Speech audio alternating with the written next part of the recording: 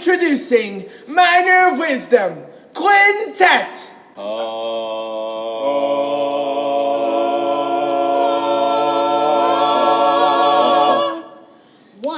2, a skidda-didda-doo. Minor Wisdom. Ladies and gentlemen, I apologize for not being here for you people. Yes, you people, the last 2 weeks or so.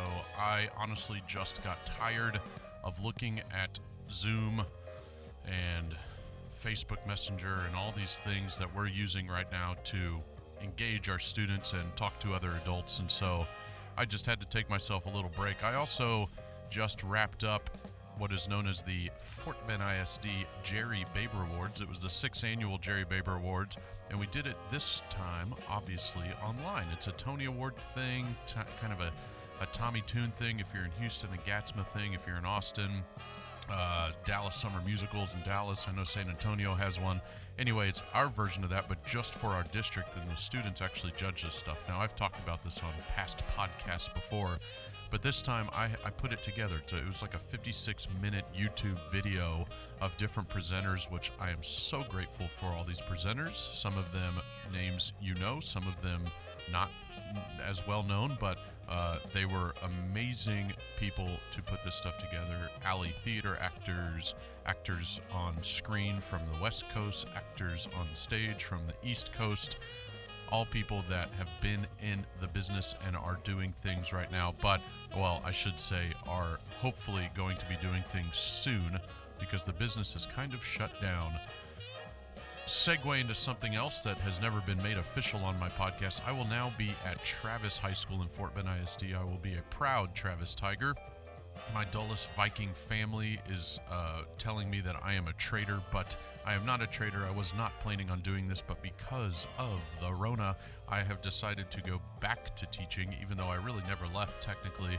But I was going to go to the University of Houston, get an MFA in lighting design, and then go off into the entertainment industry, all the while working in the entertainment industry to try to make ends meet and put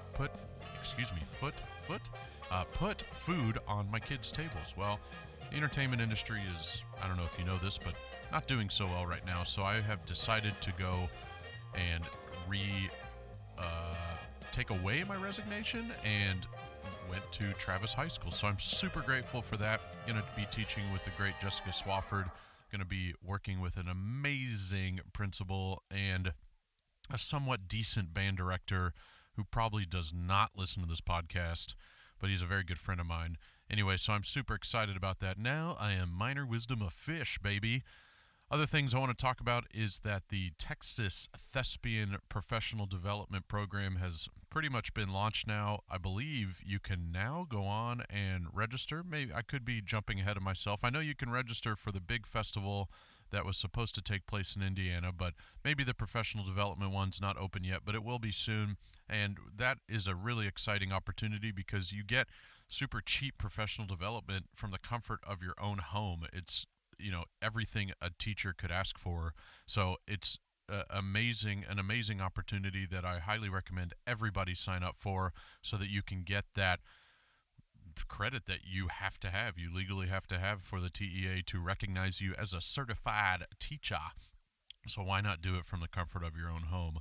So plug for the Texas Thespians.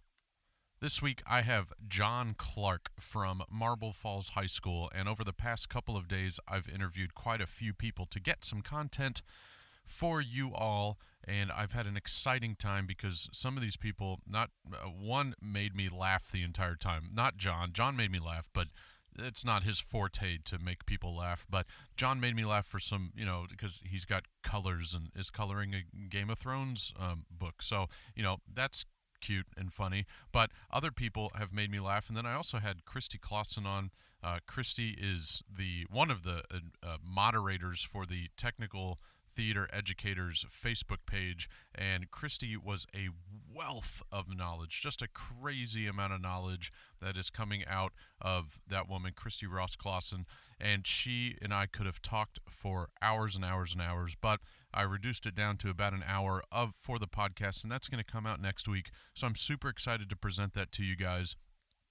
But let's focus on this week. Jon Clark, again, is at Marble Falls, and something that I usually do is because I don't want to sound like a complete jackass or an idiot on my own podcast, but I did ask Jon right at the beginning, hey, man, Marble Falls, that's outside of Dallas, right? And he's like, no, you're an idiot, and maybe you should do some research every once in a while. And I thought, you know what? I'm busy. So I was corrected, and I left it in. And for the sole reason, I only left it in because at the very end of the podcast, he gets on his own little soapbox and talking about location of schools, and I'm not going to ruin everything for you, but he mentions it, so I can't cut it out because then it would cut out maybe the best part of this podcast, which is then we go on to a sort of conversation about a made-up middle school that ends up being very funny. And while I'm saying that, I highly recommend, and I know it's different right now, but I highly recommend that everyone listen to the entirety of most of these podcasts, because what happens, the dynamic of what happens with these podcasts, and it has happened before, and if you are a big fan, then you know exactly what I'm talking about, but these podcasts end up turning into very sort of timid and kind of boring, if I shall say, beginning, first couple of minutes of it, because I don't think anybody is quite sure of what they're getting themselves into, and then the microphone, the computer screen, whatever it is, kind of disappears, and it becomes a conversation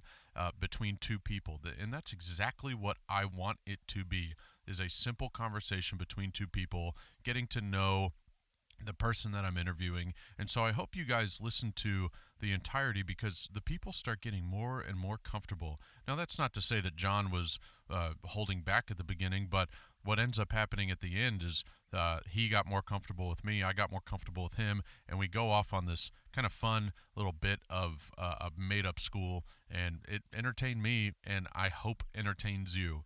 Enough about all of that rigmarole. Here is Jon Clark from Marble Falls High School.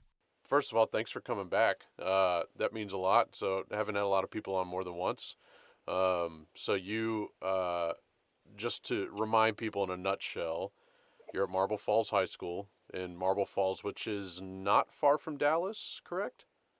No, it is quite a ways from Dallas. Where am I thinking of? We're about an hour north of Austin, actually. Oh, okay. I'm thinking north of. That's all my mind said was it's north of. So yeah. Okay. All right. So Central Texas-ish. Central Texas. Yeah. Okay. And had you on last year for the 5A state qualifier, and that's correct, right? 5A. Yes. Yeah. Good. See, I got 1 out of 2. And not to open up old wounds, but you did not win state, but you made it to state, and that's most of the battle. So you should be commended. It was the first time, as you said on the pod a year ago, you said it was the first time that Marble Falls had ever made it to state. That's correct. It was our first year. We'd made it to region 2 years before that, and I think in our whole history of the school, we had made it to region 2 times total before that 3-year run that we had before this whole coronavirus thing. But so our kiddos made history last year. And did your school, like, what did your school, and if nothing is the answer, then maybe I'll cut this out, but did your school do anything special for those kids, or like a recognition of any sort? Yeah, I mean, we have, like, usually whenever we get out of district or whenever we're at area, they'll do a pep rally for us, Okay. And they'll kind of include all the spring sports. It was really cool because we had a parent who actually had ties to the EMS and the police department and the first responder community, and so they did like a nice little send-off for us the day that we left for state. And we did a show called The Storm in the Barn, and it's all about this town waiting for rain in drought ridden Kansas in the Dust Bowl. And so when we actually left the school, the fire department rained down water on us on the bus. So it was a really cool experience to leave Marble Falls and go into contests like that. That's cool. And were your kids like opening the windows, or did they? I mean, were you on a yellow dog, or were you on a regular old charter bus? No, we were on a yellow dog, man. And I wish we had told them to lower their windows so that they could hear the sirens better, just because that would have been fun. But we didn't think about it. That's when you find the leaks in the bus when the fire department sprays you with the water hose. Yeah. Yeah, That's funny. And then this year, you guys did compete this year. You made it to by district, correct? yeah, that's correct. Okay. We went to district and got out of it, and we were excited, really excited about our show because we had not polished it at all. In fact, we had the worst dress rehearsal the day before a contest that I think we've ever had. Okay. And the kids hunkered down in their dressing room and ran through the show a couple of times. We do a lot of ensemble heavy stuff, and so there's a lot of moving parts. And the kids ran the show two times basically. And when we went to the contest, it was awesome. They just had an incredible run, and we were lucky to get out. That's cool. So, have you guys done now that things are with what they are? Have you brought the cast back together to do anything to kind of wrap it up, knowing that they had to end on a sort of non-traditional note? Yeah, we did actually. We did a Zoom read through, and it was horrible because of Zoom. Zoom is just like the worst platform I think to do theater. At least that instance was because kids microphones were cutting out. They were reconnecting. They couldn't. I mean, some of our leads had the worst internet. And so when we tried to do a run through, it was comically bad, but we laughed so hard. And in fact, I recorded it and I watched it once over just because it was so atrocious. But the kids were in stitches, and I think it was definitely much needed to just see everybody that they missed. That's funny. Did you invite people to it, or was it just the kids and you guys? No, it was just a run through. We just wanted to see how effective it would be. Yeah. And we determined not very much. And we also had thought about not putting it to bed yet. Right. The idea was that maybe we could get together in June and do it one more time. And I think it's just not a good idea at this point to bring 28 humans back together in the midst of all this. And so we decided to put it to rest. Yeah, so the thought has been around there for a couple of people to bring back a show next year and try to remount the show next year. Where are you? I was about to say where you are on that, but I English gooder than that. Where are you on that world, or are you one of these people that thinks Where is I? Where is you? Where is I on that? But because a lot of most people think, the majority of people think, but I have seen some that are that are different, that think that I chose this show for this year, for this group of kids, for this cast. Where are you? Where's your mind on that one? So I was in two different camps. Initially, I was like, no, like it's a new show, it's a new year, let's move on. And not that I'm having a hard time letting go of the show, but I'm just looking at the kids that we have returning, and it might actually fit the returning kids better. Yeah. So I'm not saying yes to that, but I'm not going to take it off the table. Just because I like to do shows that are relatively unknown somewhat, at least in the one-act play realm. And this one is, and so that one like checks off a box for me. Sure. As far as criteria. What is the most popular play you've ever done for one act? Or the biggest name? Oh, our first 3 years, I did two Ludwigs, and then I did an Arthur Miller. I did Leading Ladies, Moon Over Buffalo, and then I did a weird Arthur Miller, which is After the Fall, which is a tough show to do. What made you go against kind of your philosophy, your own personal philosophy, or not philosophy, I guess, but mind?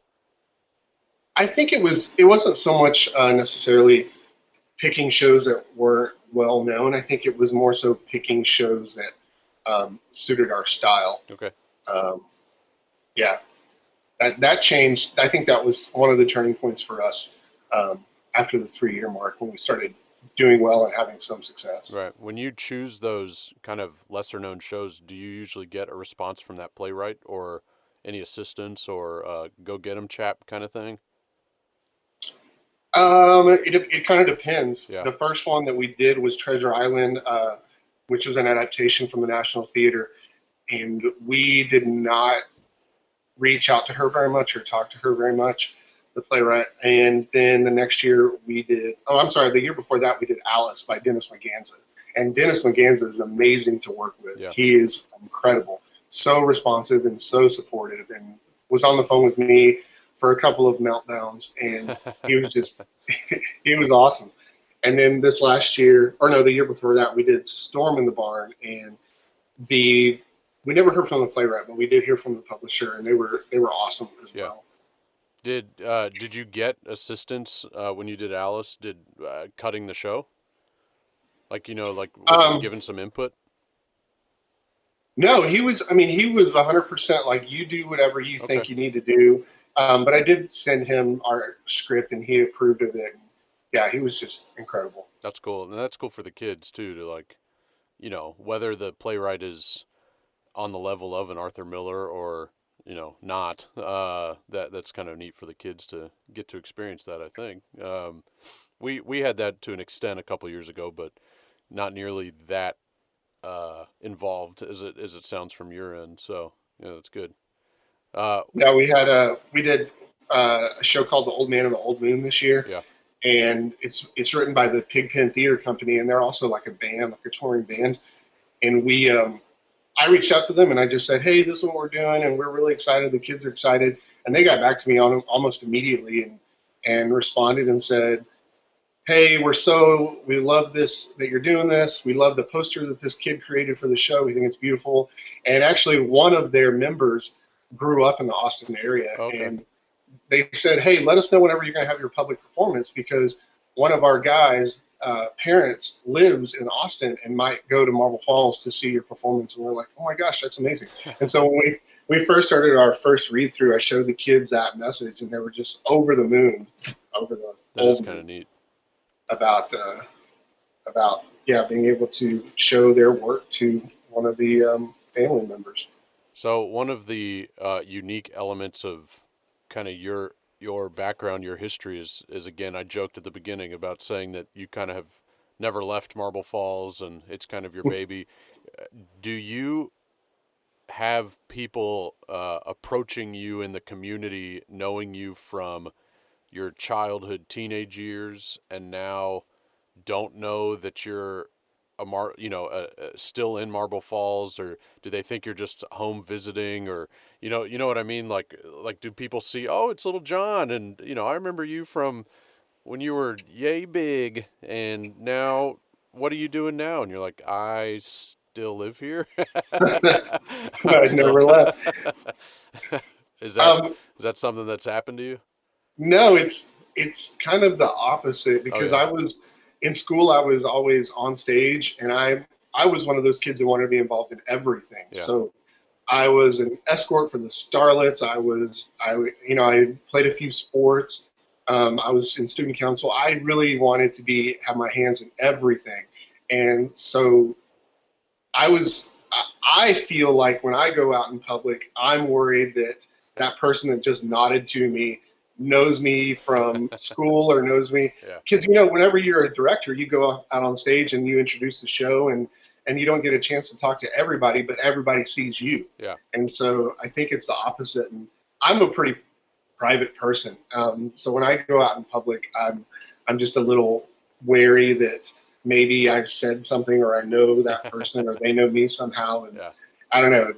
It weirds me out a little bit. It's funny because now with my personal change of switching schools, I now will be teaching at a school that's right down the street from my house. So before, my district is large, and so before I was Yeah. teaching 20, 25 minutes away, so running into a student of mine never happened, rarely happened, shall I say. So now I'm concerned. I have that same concern of, oh man, I got to watch what I do, and I'm going to see parents. And but the positive, I thought about this a couple days ago, is the silver lining of wearing a mask is, Yeah. is now you can kind of get away with not just robbing a stop and go, but also being unrecognized from a parent or a student, maybe, hopefully. So Oh, that's brilliant. I need to try that. yeah, It's funny. robbing a Funny stop you and go say that. or being recognized. All of the Oh, above. okay, yeah, yeah, Um, No, it's funny because I'm in the process of maybe purchasing my first house, and um, man, Marble Falls is a small community because even though we're a 5A, we're Marble Falls, but we include a lot of areas yeah. around us. So the actual like inside of Marble Falls isn't huge. Um, but I was at this house looking at this house with my realtor, and I realized that one of my kiddos lives next door, and he was outside mowing the lawn or something, and he sees me in my truck and he comes over and he's like, and I'm like, hey neighbor, how you doing? And so he just says hi to me, and then he goes off and my realtor comes in, we walk inside, and like 15 minutes later, there are two of my kids, high school kids, outside in their Jeep, and they're parked in front of this kid's house. And I just kind of wave at them, and they're like, "Oh, hey, Clark!" And what a coincidence! And they come over. Apparently, the kid that was next to me had gotten on his Snapchat and had posted on his story that Mr. Clark might be moving in next to him and all this stuff. And then, of course, I had two of these high school kids roll up, and then we just had a nice little block party with me and three of my kiddos. 15 minutes after I showed up to this place. I'm like, That's you're funny. kidding me, right? Like, give me a little space here, guys. And that's why you're not getting that house. Right. We're not Yeah, going to offer. yeah. Well, good for you. Good for you for searching right now. How is that going right now? Like, is that just a little unique as far as house shopping is concerned with the current situation we're in? Actually, it's a really good time to buy, from what I understand. The interest rates are crazy Yeah, low, like 3.5, three and a quarter. And I don't know a whole lot. This is, like I said, it's my first yeah. house to potentially buy. But So this is all your um, fault. yeah, Yeah, 'cause I'm looking for a house. Everybody decides to hunker down. Um, I think it's a really good time to yeah. buy, actually. It So is. if you're looking, Yeah, contact the realtor. look in Marble Falls. Good for you. Yeah, hopefully you find something nice. Don't just settle. Speaking as somebody that settled on my first house, and Okay. then roaches and all kinds of stuff because we had to quickly buy because of the situation we were in. But we ended up turning that house around for almost double the price that we purchased it for. So, Wow. maybe that's something to consider as well, since you're, I think consider all theater people to be handy. So I would assume that you could figure some things out. One of the best things that we did as homeowners in our first house was we would invite a whatever specialist there is to come out and say, hey, how would you, like give us a quote on this and how would you do this? And then I would sit there, watch what they're doing, telling me what they're doing. And then I would just say, okay, we'll call you, never call. And then we just do it.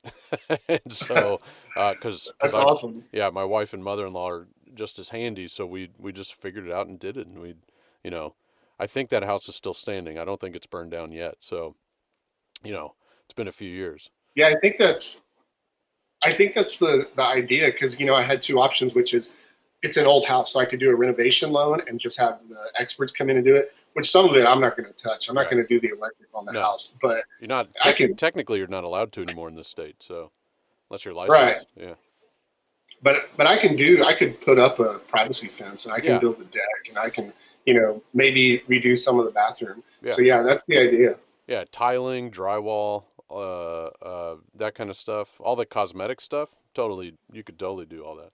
Yeah, I wouldn't. Yeah. I wouldn't mess with electrical, and plumbing is just. It's the worst. No. Yeah. Yeah. Pl- yeah, plumbing is not fun. Because you don't know Do if there's you water in that.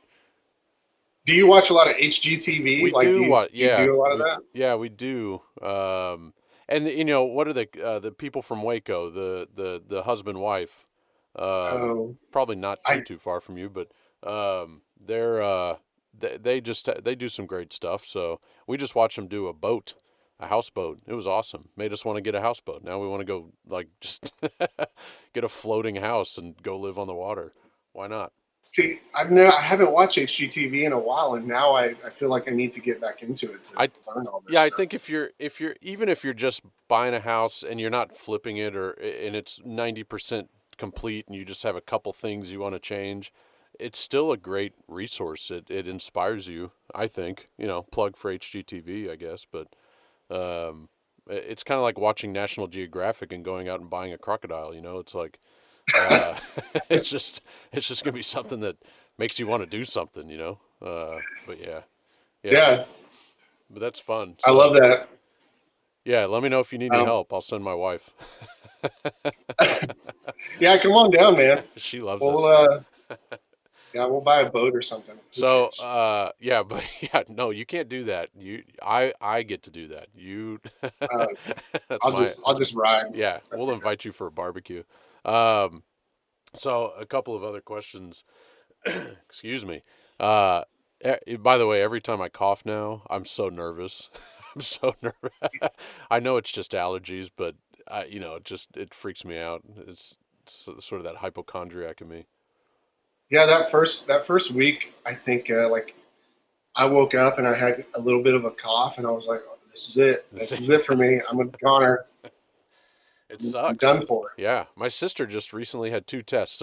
So I shouldn't say this on a podcast, but I'm going to. But she just had two tests, coronavirus tests done. She works for a hospital, so she didn't realize the second or this the reason she got a test the second time is because the hospital offers tests. She didn't realize that, so which she should have. But anyway, the first test they had her swab her own nose and not like Okay. you've seen all these videos where they practically touch your brain with a cotton swab.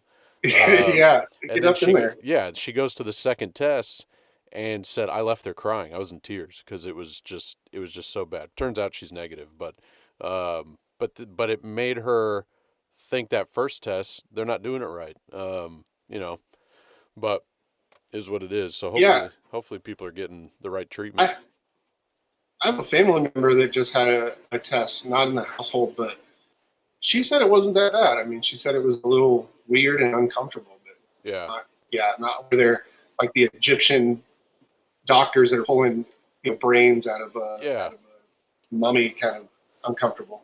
Well, uh, I hopefully I never have to have one, but I know of one family that had to like restrain their kid because they were knock on wood. As is that a oh Yeah, no, it looks like a wooden wall behind you, but I guess it's not. But I don't know. It's yeah, definitely not. That's there you go. Speaking of which, what is so horrible for podcasts to talk about what's in a video, but what is that book or is it a this is my Walking Dead oh okay coloring book. oh it's a coloring book. Um, and it's Walking Dead. I love coloring, and Blake, send help because I have spent so much money on Yeah, I Sharpies see that. and markers. Look at this. Do It's you have ridiculous. Prismas? Oh yeah, I Yeah, got Prismas in here. yeah. I got a whole stash, man. I got you. I'll hook you up.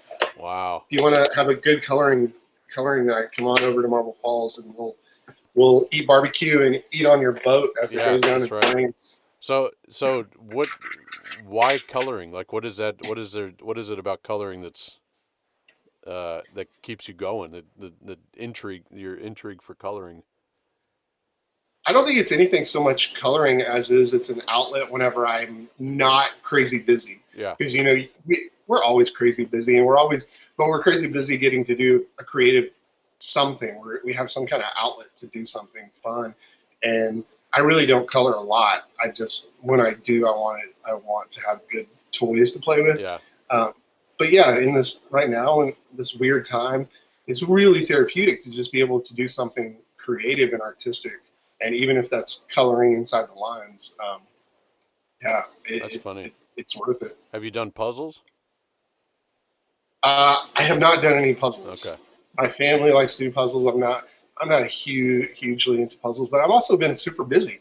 What's Right. crazy about this whole thing, I think, is that I don't have rehearsal. I'm not doing any shows, and just with like the end of the year stuff and like the paperwork and the purchasing for graduation materials Yeah. and induction materials, and then also maybe trying to do virtual ITF, Right.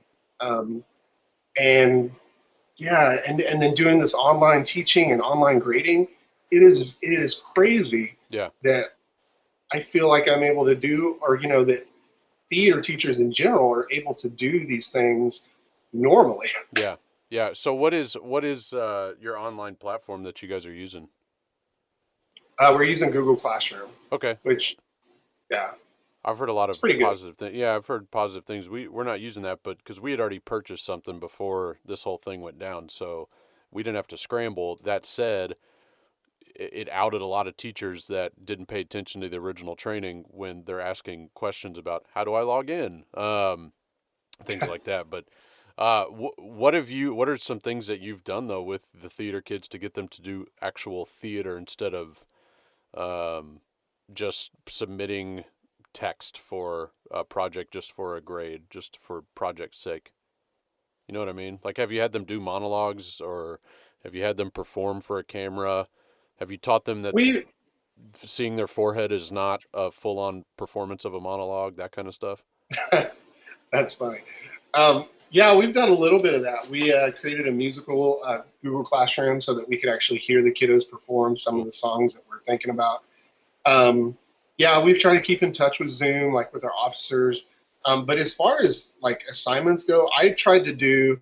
I'm a huge fan of, where is it? I don't have it with me. John Jory. He's got tips for the actors, and they're just literally like one page, and we use them all the time in class, and I reference them in rehearsal. Yeah. And we have not had a whole ton of a lot of time to do those in class, so we thought we would, pick those back up and do those with the kiddos.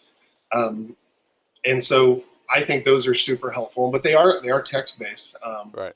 and I don't think that's a problem. Like, No. theater is an academic, so when we spend so much time rehearsing or doing scenes in class and doing exercises and run throughs and vocal warm ups and all that stuff, sometimes we neglect the academic side of things. Just knowing terms and knowing the vernacular and knowing what Clark's going to say during rehearsal. And if Clark says, "Hey, you're not protecting the name here," the kid knows what that is. Right. So What is I think it's I was going to say, what is a takeaway that from this that you think a positive takeaway from all this that we're going to use? Let's assume in the fall it's still a little weird and different, maybe hybrid or something to that effect. But let's say in 2023 or 24, when everything is calmed down, we have a vaccine, whatever. What is a takeaway from this time in our life that you think we're going to apply back to our world of theater? Not necessarily just academics, but just in the world of theater. I think probably we're going to see that more theaters are not afraid of sharing their work online. Mm-hmm. Obviously, I don't know if you know this, Blake, but Hamilton. Hamilton is coming to Disney Plus. Do you know Julio Morales at Sharpstown High School No. down here? So Julio, I adore the man. He's a big fan of this podcast too, but that's not why I adore him, although that helps. But he's just a brilliant guy with what he does down here. Anyway, he posted, I think yesterday or 2 days ago, like, so does that mean Disney now owns Hamilton? And all these people, I mean, you know how Facebook works where most of these boomers don't check to see what has already been posted. So he's just got Yeah. posts from teacher after teacher of Disney already owns you, Disney owns everything, all this kind of stuff. So yeah, the word got around relatively quickly, I guess. No kidding, man. Like, I didn't even post about it. Just 'cause Yeah, no, you don't need to. everybody knows. So you think that not necessarily shows, but also the licensing companies and things like that will start to make it okay that the content, or figure out a way to make it okay that the content is online. That's that's one of your takeaways, I'm assuming. Not your only one. For sure. Just like I think educational theater in general is going to be changed because of the national theater. Yeah. Like the National Theater in the UK has released some of their biggest productions. Yeah. Frankenstein with Benedict Cumberbatch. What else did they? Treasure Island. Yeah. That was one of the adaptations we did for One Act a couple of years ago, and they finally released it. And so I think more theaters in general are going to start to release resources for kiddos so that they can access them from home. Yeah, have you been able to see some of these things like Vectorworks did this, ETC's done it, all these free or relatively cheap online platforms? Have you been able to take advantage of that stuff or send it to your kids to say, hey, learn Vectorworks for free? Have you seen, or is this news to you? No, that's news to me. I've seen Okay. a couple of good lighting websites and other websites that have released some stuff that I've been looking at. But no, I need to look that up because I got Yes. a kid that's majoring in lighting. Yeah, Vectorworks is doing it. ETC has their classes for free for a little bit longer. I think maybe till the end of the month. I could be lying. I don't know the date off the top of my head, but that's definitely something to look for. But those kind of things are super useful for the kids, and I hope our takeaways. You mentioned earlier, I guess 15, 20 minutes ago, about the online national version of Thespian Festival.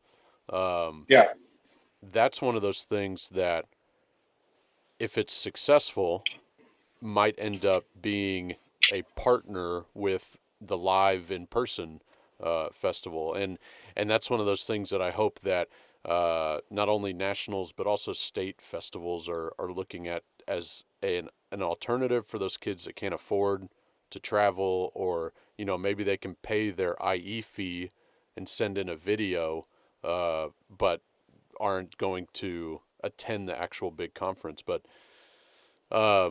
yeah, you know what I mean. Oh, speaking of Julio, he just I literally texted me. So he must be listening.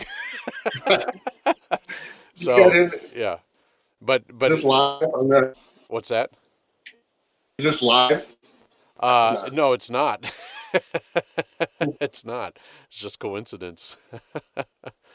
So, so that the it's funny you bring up ITF because I think there are definitely some advantages to being more accessible to Yeah, kids, especially in Texas. And you, as you know, because you're on the thespian board, yeah, that kids in El Paso have a tough time getting to thespian right, for us, um, which is why we've done like regional things, and I think that's awesome that we're trying to kind of spread out. But also in Nebraska and now Indianapolis, a lot of kids aren't able to attend that, so right. virtual ITF might be a good option. And as soon as you said that, I was playing devil's advocate, and what I was thinking is isn't there a bit of an advantage to sending in an IE because you get to record it, you get to do it and get that perfect take Yeah, before you send it into contest. Whereas the kids that are actually there and attending, it's you go into the room and you know how it is. You got one shot. sure. Yeah, no, I totally agree. But that's one of those things that has to be kind of hashed out, or maybe it's done a live stream. Maybe that's your answer. Is between the hours of 1 and 5 on Thursday, there'll be a panel of judges, and you have to sign in or check in or whatever it is into this streaming platform, and you perform from the comfort of your own home, but it's still live. So you're still doing it in one take, if you will.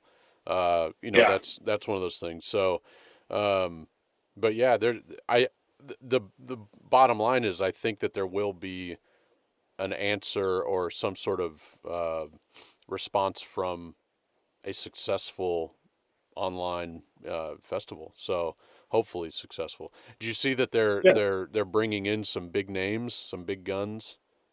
yeah. I saw that Tina Fey was going to be on Yeah, there. Dolly Parton, Oh, which really? I don't, I mean, I know she did what, 9 to 5 or something, but Right. I I was don't going to think I say don't think of her as a theater person, but sure. no. Yeah, when I told my kids that Dolly Parton was going to be on there, they were over the moon. They don't know Dolly No, Parton. They're like, no, come on. no, no. I'm yeah, I don't know. She's not really relevant, but but Tina Fey's a big deal, and I think you could build Yeah. up Tina Fey pretty well, especially with kids that don't know who that is. But she's got the pedigree, because Tina Fey was big in person, what, 10, 15 years ago, and now she's behind the scenes. She's huge. She's one of the biggest, most influential people. But anyway, Right. Didn't she write Mean Girls? Or wasn't she a big yeah, part of Mean Girls? she was a writer on Mean Girls. Yeah, yeah. Yeah. So, but I don't think people know, they don't, but who knows that? Kids don't, if you say she wrote Mean Girls, then they'll be like, oh, cool. but they don't know that unless you tell them that. Right. Maybe I'm just not giving my kids enough credit, but uh, I also feel like I know my students. So, Yeah. But in comparison, like, have we ever had two big names like that at ITF? depends on what your definition is of big name, but Usually, I mean, they're Broadway yeah, stars. they're usually related to the East Coast more so than the West Coast. But and I know Tina Fey has a lot is mostly New York, but she's a film screen person more than a stage person. So, but I don't know about that big of a name. We've had some pretty big. I'm trying to think off the top of my head. Uh, Broadway people, even at the state level, we've had some good names. Broadway wise. I think this year, not the biggest name in the world, but if you just say Angel from Rent, most people are like, "Oh yeah, I know who that is." But if you said his name, they're like, "I never heard of him." So, which I couldn't Yeah. even tell you what his name is, and I shook his hand. Um, but that it depends on how they're associated, what they're associated with. Are they a character or are they a big name actor? So that's me. So I have a question for Uh you, oh. Blake Miner. This is Clark Wisdom now. We've switched Yeah. the script on you. Yeah. Um, what, so you're a board member, right? Yeah. So do you guys, are y'all required to go to nationals, or do you just want to be there to kind of No, represent Texas? no. Actually, the majority of the board does not go. And as we expand and get bigger, I think that number even gets bigger. That percentage gets bigger. But no, we are not required to go. Um, we we don't receive any sort of perks or anything like that at the national level, and that's I know I'm on video. It's not me doing this. We don't receive, shaking my head yes, but while nobody sees me. No, we don't receive Sure. anything. The only person in all honesty that is really well, there are two that do damage at that level are Nicole Morgan and Amy as the chapter director, of course. But Nicole Morgan is kind of the big representative at national festival. At least she was in Lincoln. I don't know how that's going to change once we go to Bloomington, but because she ran the main stage pretty much, she was in charge of all that. So she was the biggest Wow. name from Texas, and then the rest of us just we're just there along with everybody else, and hoping to leave a dent. But it's always good to have representation, a director representation, adult representation, because we have so many kids there. We make up a good chunk of the national festival, Yeah. because we're just so large. But so having the sort of the same amount of representation with adults is pretty good. But if you have you ever been to nationals? Yeah, Okay. we have a super lucky district that we had two qualifiers like 6 years ago, Yeah. and I was just like blown away that Marble Falls High School could have some national qualifiers. And I was talking to our principal secretary, and I said, "Yeah, we had these kids that compete, and we're not going to be able to afford to go to nationals." And she said, "Well, that's like playoffs. Like Yeah. the It is. district should send you." Yeah. And so we were like, okay, let's put in a bid. And we went to the school board and we said, hey, we have these two national qualifiers. They want to be on main stage. Is this possible? And at the time, the district was like, yeah, sure. Like $5,000. We'll send them. And then last year we had 22 qualifiers. But the it's been set. The precedent's been set. So we had slowly gone from 2 to 7 to 9 to 12 to 22. And so even this year, they approved it, on the spot. They said, "Yeah, absolutely. Right. Your kids are loving this event, and it's done a lot for your program." And so we've been lucky. We've been very, very fortunate. Yeah, so one of the reasons I bring that up is because if you've ever been to those like adult the evening events that they have for adults only, no beverages, kids. If I know there's some students that listen to this, we don't drink at Thespian Festival, at least not on No, campus, not on campus. never, Yeah, maybe in the no privacy of way. our dorm room, but those adult sort of gatherings that they're themed every night, good food and stuff. But the Texas tables or table, there's so many, like there's so many of us there. And then you go and you walk around and you say, hey, where are you from? And they say Randomsville, Texas. And you're like, oh, you're a Texas person. Immediately there's a kind of a connection. Yeah. And that's how we kind of make our community a little smaller, because we become friends at big festival, or at national festival, shall I say, because we call our state festival Big Festival. But at state festival, it's really hard to do that because you kind of migrate to the people you already know, and you're not expanding your network, if you will. So I think we're trying to do more to get rid of that stigma that you're not meeting new people, especially with new teachers. But that's my soapbox moment of the week. That's a good one. Yeah, thanks, man. So I'm sorry, I'm really turning this into a podcast, my podcast. It's Clark's Concerns. Is that? No, that's not a good one because it's not all negative. Yeah. All right, yeah. Turn it into yours. I don't know. Clark's Creatives. I don't know. Yeah. Hey, so from the National Festival, just a random question. The last 6 years, what main stage show sticks out to you? What main stage show sticks out to me? I'm not saying this because we did it. It actually sticks out. It's before we did it, which put the idea in our head. But Zombie Prom, of all the shows, you're talking about at the state. Sorry, you're talking about state festival or national. I was talking about nationals. Okay, yeah, Zombie Prom,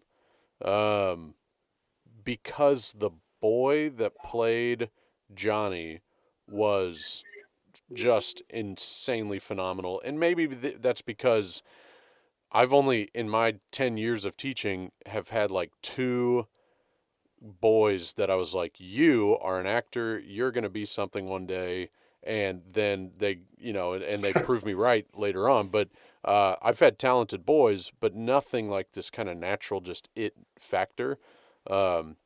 And that kid, I was just sitting there like, oh man, thinking about all the stuff that I could have done if I just had this one male actor that just had it.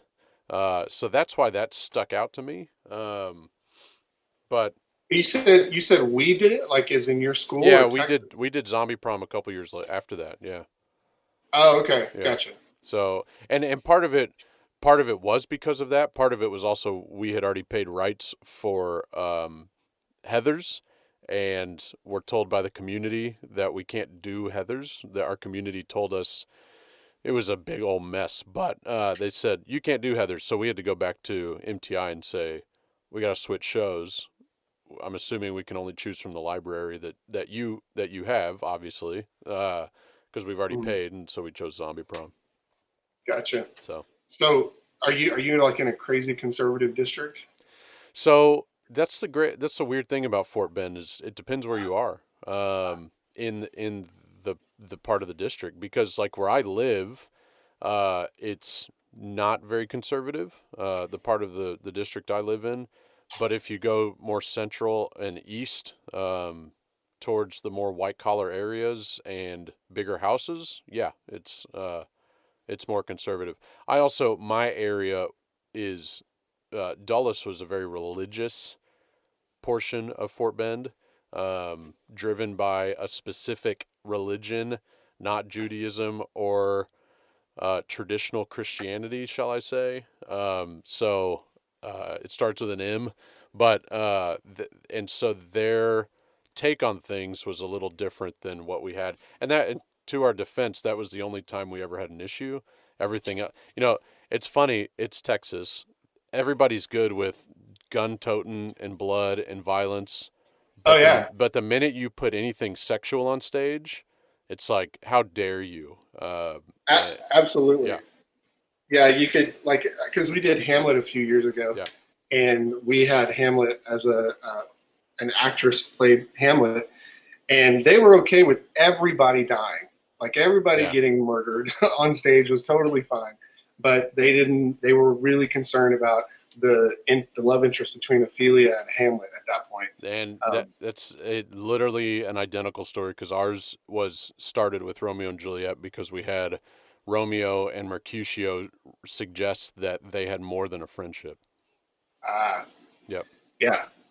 Yeah, and you know what's I think interesting, and I'm not saying this is from our district, but isn't it interesting how the community standards change based on the administration? Uh, Like, yeah. you know what I'm saying? Yeah.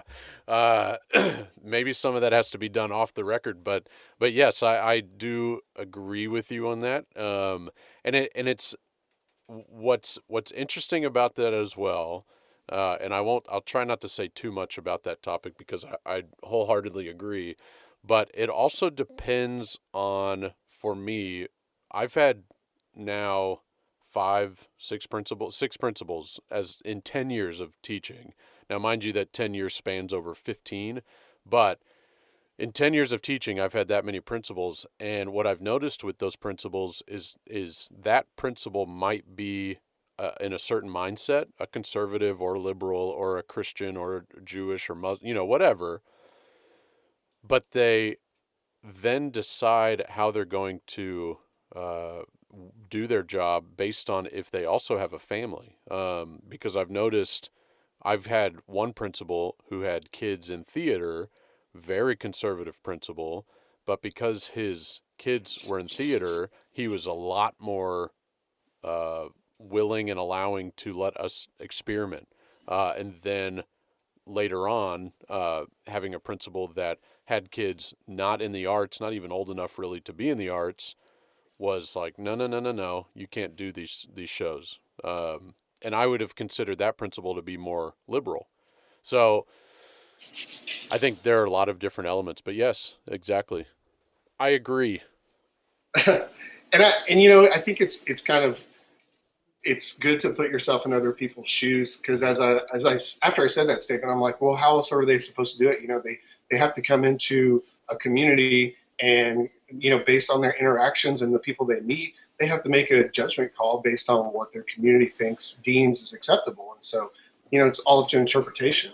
I also think, though, that they have to do their due diligence, and if they are interested in being an administrator or a stakeholder in a community, then they need to do their research and find out what that community is like, what runs that community. Because if they walk into that community and have a different ideology, then they're going to have a hard time getting support for their decisions. So. Uh, it's we could talk about this for a while. Keep in mind, I'm a certified administrator, so I went through this program for 2 years of becoming an advocate for administrators and also learning how their clock ticks. Right. So Yeah, you've seen both sides of the coin. yeah, which is why I'm not an administrator. There was something when you first were talking about Marble Falls, Yep. and you thought that we were in the Dallas area. I'm going to get on my soapbox a little bit Yeah, for do a it. second. To the districts and the teachers out there that are posting their jobs online, and specifically, obviously in Texas, when you say Marble Falls High School, please tell us what area of giant Texas you're in, because a lot of people will say dripping, runny, brushy middle school. And I'm like, I have to go and look that up. Like, if you just say I'm in the Houston area or I'm in the Austin area, that just makes it a little bit easier for people to determine whether or not they want to go or they're even able to go to that spot. So post that, people. Drippy, what was it? Drippy, runny, dripping, runny, brushy middle school. Brushy. All right. Yeah, that's where I started my career. Actually, that's the fighting drips. Yeah, it's gross. Go Drips. Yeah, go Drips. All right. It's All right. disgusting. That's funny. You're a horrible person. I think we end the podcast on Go Drips. Minor